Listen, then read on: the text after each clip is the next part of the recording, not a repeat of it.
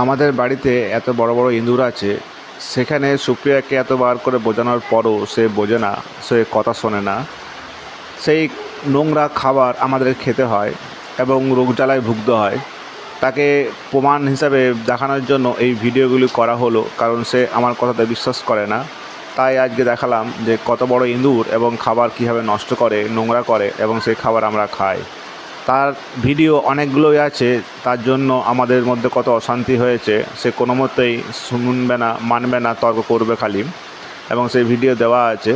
তাই এই ভিডিও দিয়ে প্রমাণ করতে চাইলাম যে ও কেমন ধরনের মানুষ, কত অবাধ্যতা এবং কি নোংরা কাজ করে খাবারে।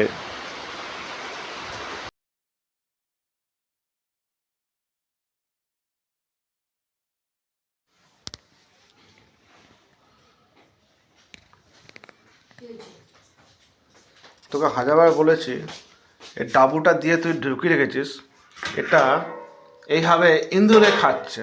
হ্যাঁ, ইঁদুরে খাচ্ছে, এবার দিয়ে রেখেছিস ইঁদুরে খাওয়ার জন্য। আর এই খাবারটা আমরা খাবো? এর ইঁদুর, এই দেখ, ঠিক আছে, কোথায় কোথায় ইঁদুরে খেয়েছে সেটা আমরা জানবো এবার কী করে? বুঝতে পারবে তো নাকি? এত বড় ইঁদুরটা গেল এখান থেকে, তাহলে এইখানটাতে একটু করেছে। তুই জেনে বলে দিলি সর, ডাবু সর, হাত দিবি না। পুরো মাল উপরটা তোল আর ফেল। কিভাবে যেটা? সেটা আমি জানি না, তোর অনেক বুদ্ধিটা, তোকে বারণ করি না যে ইঁদুরকে অনেক চালাক। তুই ডাবুটা আবার ঢুকিয়ে রেখেছে এখান থেকে, ডাবু দিয়ে নেমে কত সুন্দর করে খাচ্ছে। আর ইঁদুরটা বা কিভাবে নামবে এইভাবে? এটা ডাকাটা তুই তাড়াতাড়ি, তার মানে তুই খুলে রেখেছিলিস? বল, মোটেই না, ডাকাটা এরকম খোলা ছিল কি করে? কিভাবে ঢুকবে? সেই এইখান দিয়ে সুসুর করে তুমি যে আমি এটা বললাম, তাহলে কি মিথ্যা কথা বলছি?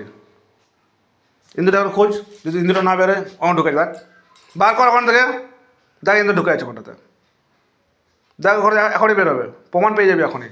দেখ ওর গায়ে লেগে আছে, দেখ ওর হাতে পায়ে লেগে থাকবে। ঠিক আছে তুমি বলছো ঠিক আছে, কিন্তু ঢুকলো কিভাবে আমি সেটা বলছি।